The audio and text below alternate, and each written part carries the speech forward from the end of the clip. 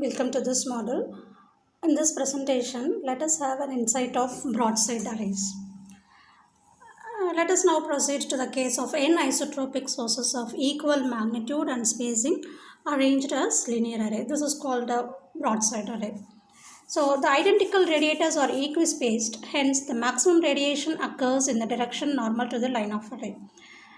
Hence such an array is known as uniform broadside array.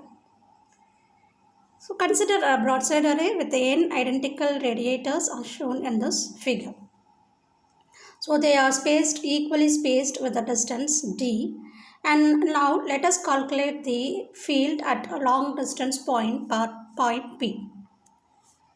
The electric field produced at point P due to element A0 can be written as E0 is equal to I dl sin theta divided by 4 pi omega epsilon naught into j beta squared by r naught into e power minus j beta r naught. As the distance of separation d between two array elements is very small as compared to the radial distance of point P from A0 A1 up to AN minus 1, we can assume that R0 R1 up to Rn minus 1 are approximately same.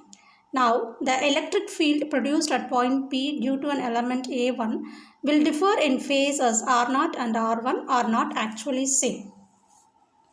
Hence, the electric field due to A1 is given as E1 is equal to I dl sin theta divided by 4 pi omega epsilon naught into j beta squared by R1 into e power minus j beta R1. But R1 is equal to R0 minus d cos phi. Therefore, E1 can be written as I dl sin theta divided by 4 pi omega epsilon naught into j beta squared by R0 into e power minus j beta into R0 minus d cos phi. Therefore, E1 is equal to I dl sin theta divided by 4 pi omega epsilon naught into j beta squared by R1 into e power minus j beta R1. But R1 is equal to R0 minus d cos phi. So, when you substitute this value, E1 is equal to I dl sin theta divided by 4 pi omega epsilon naught into j beta squared by R0 into e power minus j beta into R0 minus d cos phi. And E1 is equal to I dl sin theta divided by 4 pi omega epsilon naught into j beta squared by R0 into e power minus j beta R0 into e power j beta d cos phi.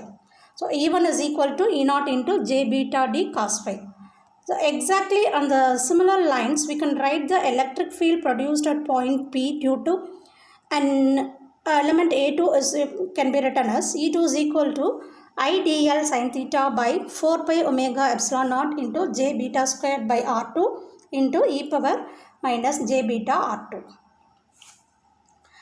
And E2 is equal to, now E2 is equal to substituting the value of R2 as R1 minus d cos phi.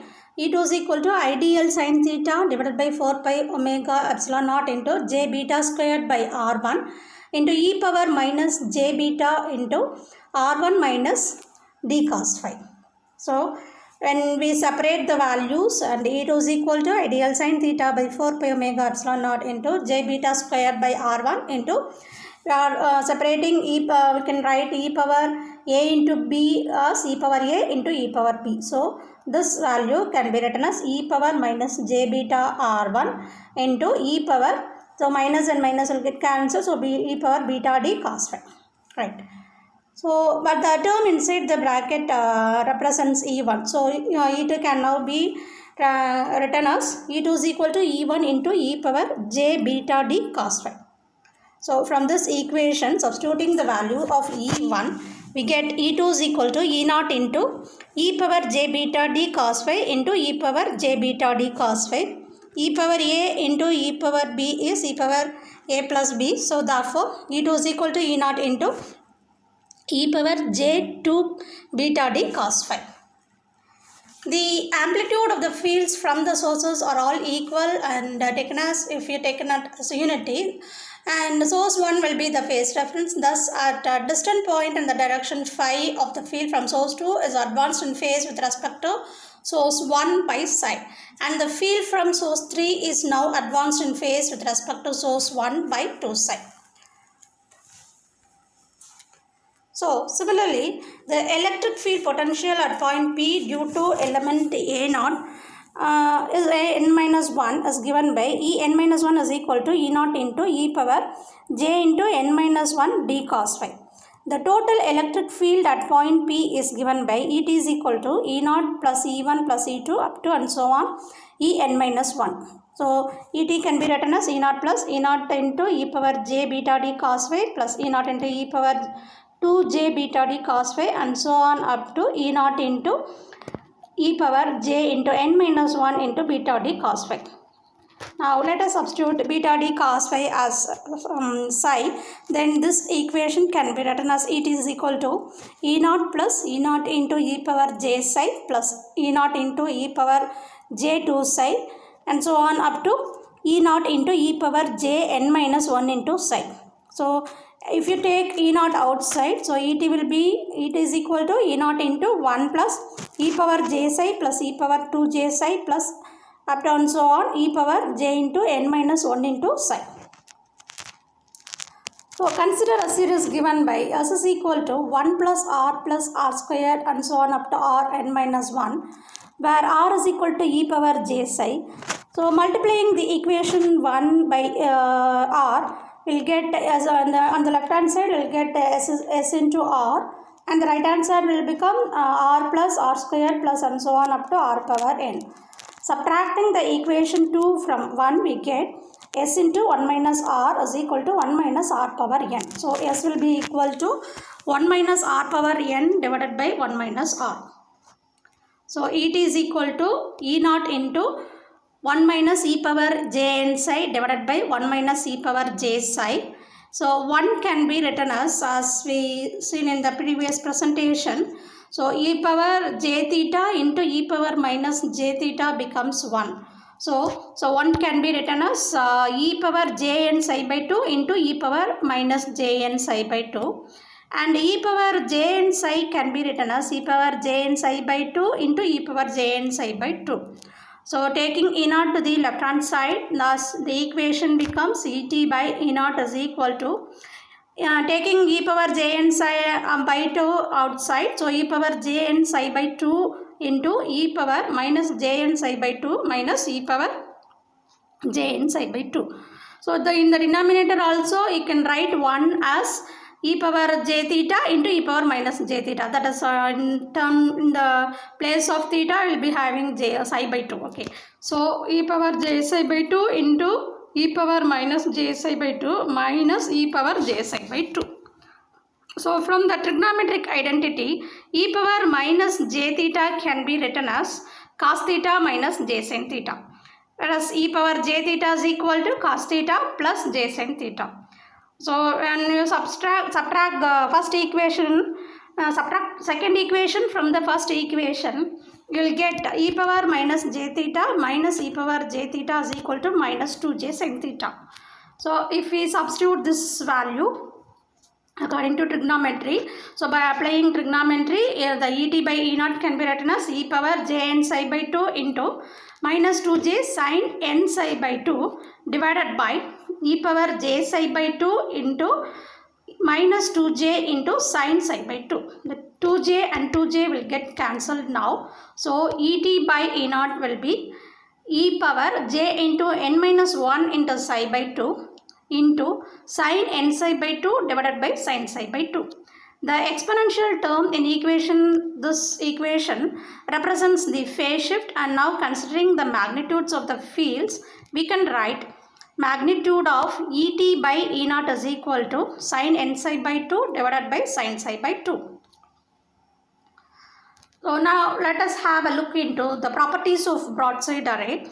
To find the major lobe. In the case of broadside array, the field is maximum in the direction normal to the axis of the array. Thus, the condition for the maximum field at point P is given by psi is equal to 0, that is beta d cos phi is equal to 0.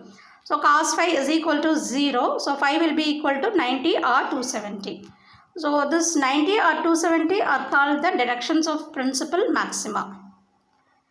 And the maximum radiation occurs when psi is equal to 0. Hence, we can write major lobe is equal to modulus of Et by E0, that is equal to limit psi tends to 0, d by d psi of sin psi by n psi by 2 divided by d by d psi of sin psi by 2. So this is equal to limit psi tends to 0 cos n psi by 2 into n psi by 2 divided by cos psi by 2 into psi by 2. So the psi by 2 and psi by 2 will get cancelled.